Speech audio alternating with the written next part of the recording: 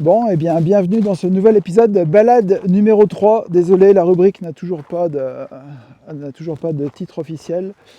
Donc là, on remonte le torrent du Claret. Alors, important, quand on fait le torrent du Claret, on regarde bien le ciel, et le ciel est bleu. Il y a donc peu de chances d'avoir une lave torrentielle, puisqu'on est au mauvais endroit. Première remarque du torrent du Claret, il n'y a pas d'eau. Il n'y a pas d'eau nulle part. Et en fin de compte, si, l'eau, bizarrement, je pense que c'est lié à la sécheresse. En tout cas, je veux bien, si on a des géologues, des DITEM qui regardent cette vidéo, m'expliquer pourquoi l'eau s'arrête ici et ne va pas plus loin. Et ici aussi. Par contre, là, c'est vrai qu'on voit qu'il y a tout de suite un peu d'eau. Ça commence à recouler. Sachant qu'il y a quelques jours ou semaines, l'eau coulait vachement plus haut. Donc ici, il n'y avait toujours pas d'eau. Ça avait disparu. Donc là, on va remonter le lit du torrent du Claret. Et on va pouvoir observer un peu les différentes choses qu'on a dans ce lit et les différentes choses géologiques qu'on peut y voir.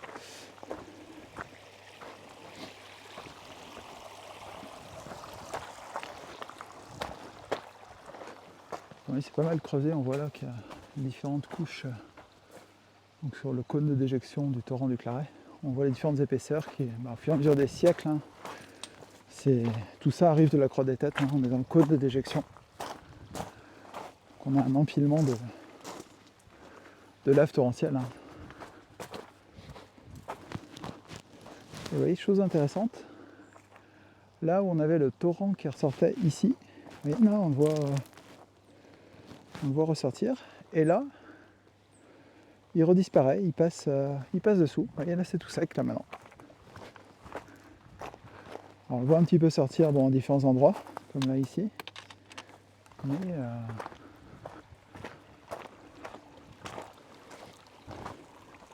et là il ressort encore un coup. Je vais mettre le grand angle, que vous puissiez profiter.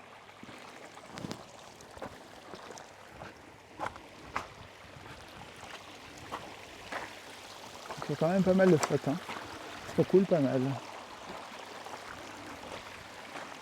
Donc ça, jusqu'à vraiment, comme je disais plus bas, jusqu'à quelques semaines, c'était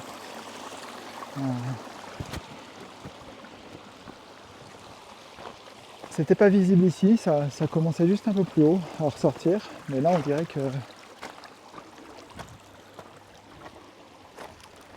c'est ressorti. Alors est-ce que c'est lié aux précipitations récentes, sans doute?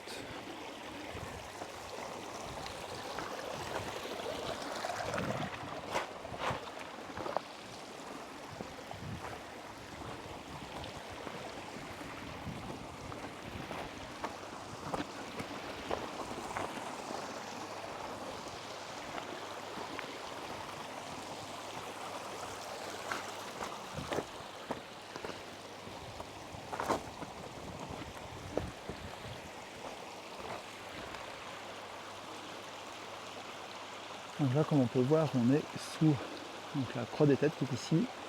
Ici, le crêt de la Part. Alors une chose intéressante dans le crêt de la Part, c'est que du temps de Paul Mougin, il y a plus de 150 ans, on avait donc des chemins qui étaient ici, qui allaient vers juste la partie derrière, qui est le chemin de l'administration.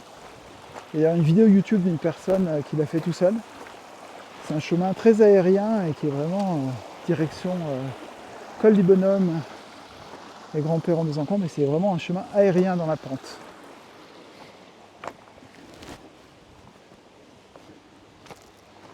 Donc tous ces chemins avaient été construits par le RTM pour gérer les problématiques de ce mauvais torrent, comme bien d'autres d'ailleurs.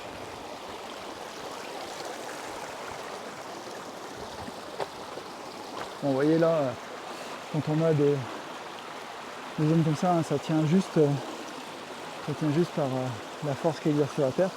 Et de temps en temps, quand le torrent devient un peu plus énergique, et on a des parties comme ça, on a des versants qui tombent.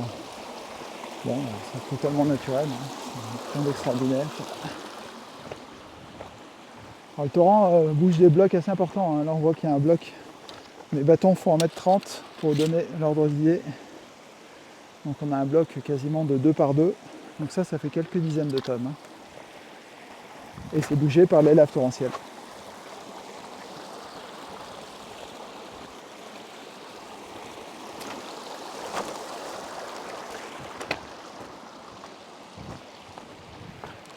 Vous voyez là, on a encore une partie, on voit que les dernières laves ont creusé pas mal, ont fait s'ébouler une partie du versant. Ça fait des petits barrages, alors ça fait pas d'embâcle parce que c'est des éboulements qui sont beaucoup trop petits, mais ça pourrait être possible d'avoir des embâcles qui génèrent lors des paires de crues d'autres petites laves. Si ça fait un barrage, au bout d'un moment il lâche.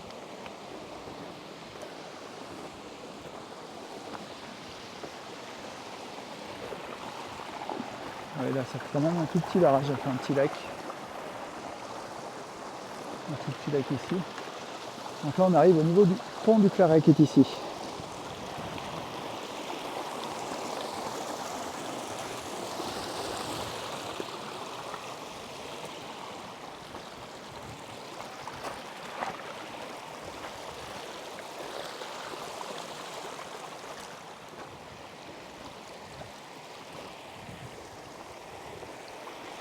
Vous pouvez voir, il y a quand même pas mal de flotte, un peu plus que sur le bas. Donc elle doit s'infiltrer toute cette eau quand on est en période de sécheresse comme il y a là. Peut-être que les nappes phréatiques commencent à baisser. En tout cas, j'aimerais bien que des personnes d'Etitem répondent à cette question. Est-ce que ça donne sur la partie basse?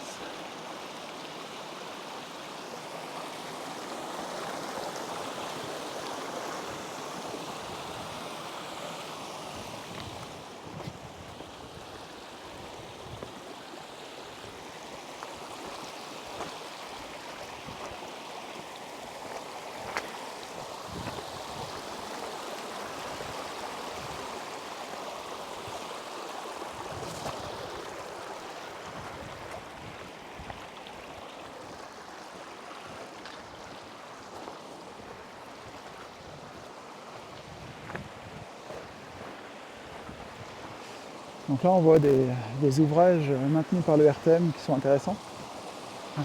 Des radiers pour casser l'énergie de la torrentielle. Donc on a un grand radier puis un autre un peu plus bas. Il faut savoir que lors de la lave torrentielle de 2015, si je ne dis pas de bêtises, en 2015, un radier un peu au-dessus, un radier juste au-dessus, a complètement été arraché par la lave et il a flotté, il s'est retrouvé un peu plus bas dans la plage de dépôt du Claret. Donc ça montre un peu l'énergie que peut avoir les laves torrentielles.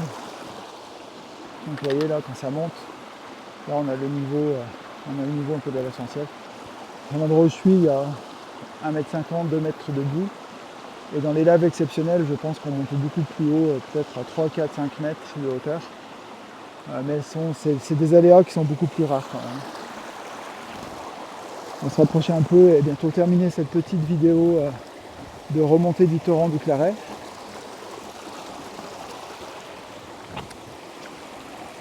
Alors, c'est des choses intéressantes. On peut voir, même dans un torrent comme ça, des morceaux de nature. Vous pouvez voir, là, on a un escargot.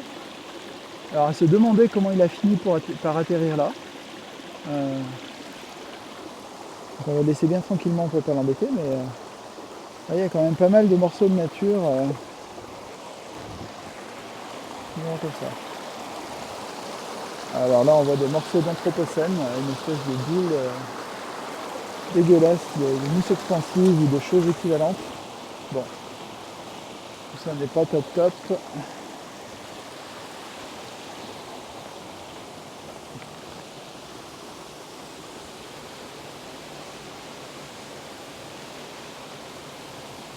Donc là, chose intéressante, nous voilà donc au pied des différents barrages. On va terminer cette petite vidéo sur cette image. Donc c'est intéressant. On est donc sous deux radiers du torrent du Claret.